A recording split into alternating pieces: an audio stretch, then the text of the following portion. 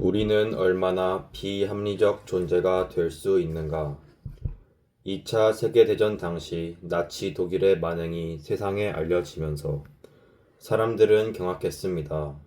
그러나 한편에서 미국인들 중 일부는 그런 일은 여기서는 절대 일어날 리 없다거나 우리는 그런 잔악무도한 행위가 이곳에서 벌어지는 걸 결코 용납하지 않을 것이라는 자기 정당화로 그 상황을 무시했습니다. 그런데 과연 나치 독일에서 일어난 일이 이곳 미국에서는 절대 일어나지 않을까요? 사람은 누구나 비합리적 존재가 될 수 있습니다. 그렇다면 어느 정도로 비합리적일까요? 그리고 그 한계는 누가 정하는 걸까요? 예일 대학의 스탠리 밀그램이 이러한 질문에 답할 수 있는 증거를 제시했습니다. 밀그램은 복종에 대한 일련의 심리 실험을 했다. 그는 블루칼라 노동자에서 전문직 종사자에 이르기까지 코네티컷 주 브리지포트에 사는 여러 집단의 성인 남성들을 피실험자로 선정했다. 실험의 목표는 한 사람이 다른 사람에게 얼마나 많은 고통을 줄 수 있는지 알아보는 것이었다. 하지만 피실험자들은 이 실험의 진짜 목표를 알지 못했다.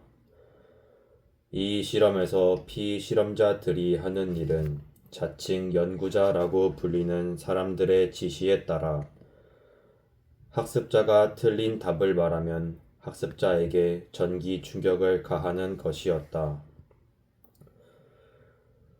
실제로는 전기 충격이 가해지지 않았지만 이 사실을 모르는 피실험자들은 갈수록 전기 충격의 강도를 높여야 한다는 사실에 당황했다. 결국 피실험자들은 연구자의 권위에 복종할지 아니면 다른 사람을 해치지 말아야 한다는 자신의 신념을 따를지를 놓고 갈등했다. 이 피실험자 중에서 몇 퍼센트가 끝까지 실험을 진행하면서 최고 수준의 전기 충격을 학습자에게 가했을까? 추측을 하기 전에 피실험자들이 스피커에 대고 한 소리를 들어보자. 150볼트 충격 전달. 내가 계속하기를 원합니까? 연구자가 계속하라고 지시한다. 165볼트 충격 전달. 저 사람 지금 신음하고 있잖아요. 충격이 너무 세요. 심장에 문제가 생길 거예요. 내가 계속하기를 원합니까? 연구자는 여전히 하라고 명령한다. 180볼트 충격 전달.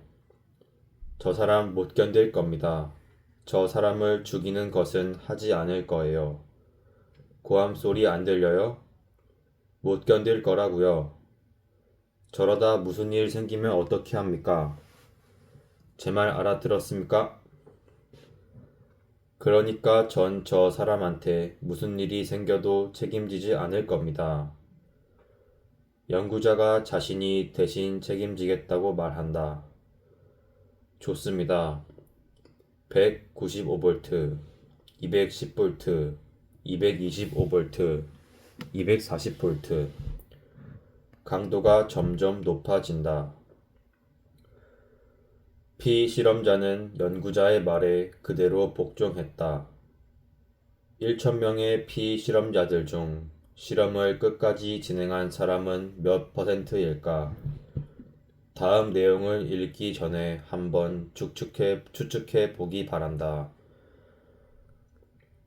실험에 참가한 40명의 정신과 의사들은 0.1%만 그렇게 할 것이라고 예상했다.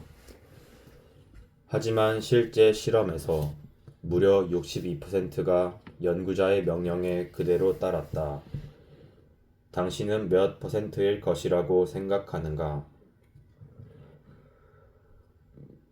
빌그램은 이런 결론을 내렸다. 매우 놀랍게도 평소 선량하던 사람들이 권위자의 요구에 그대로 복종하면서 잔인하고 가혹한 행동을 했다. 일상생활에서는 책임있고 점잖던 사람들이 권위자가 내세우는 덫에 걸려서 자신의 개인적 양심을 억누르며 실험자가 시키는 가혹행위를 수행하는 것이다. 실험실 사람들이 보고 느꼈듯이 실험 결과는 저자 자신에게도 혼란스러웠다.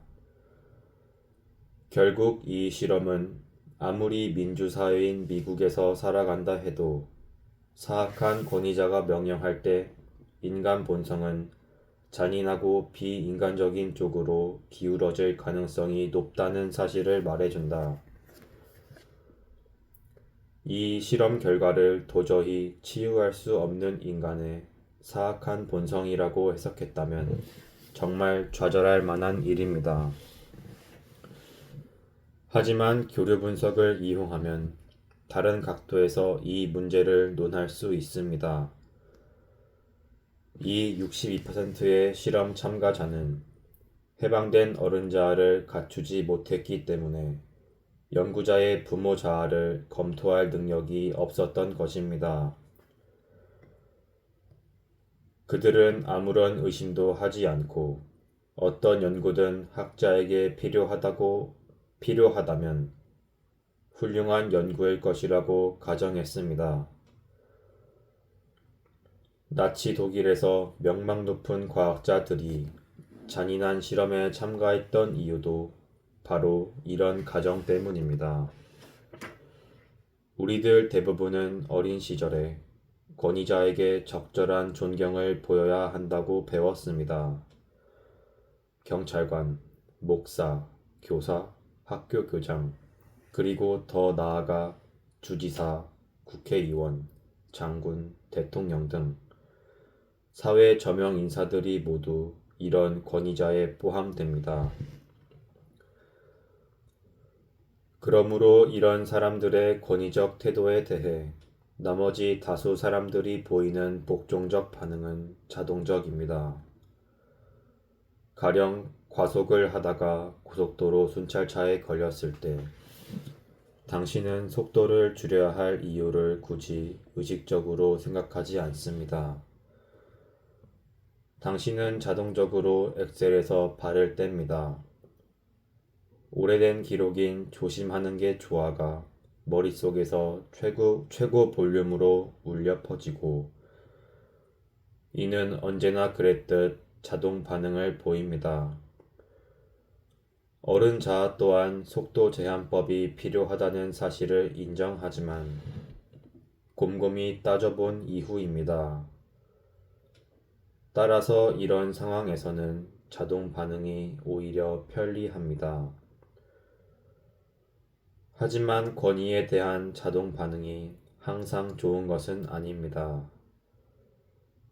끊임없이 변화하는 세상에서 어른 자아가 새로운 데이터를 제대로 처리하지 못할 때 이런 자동적인 복종은 커다란 위험을 불러오기도 합니다.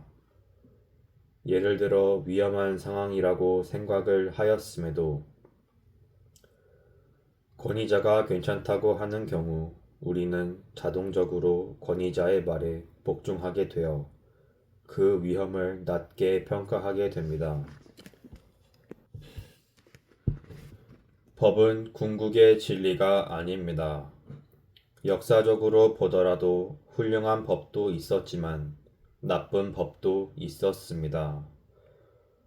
그리고 많은 악법들이 여러 항의와 시위로 개선되었습니다.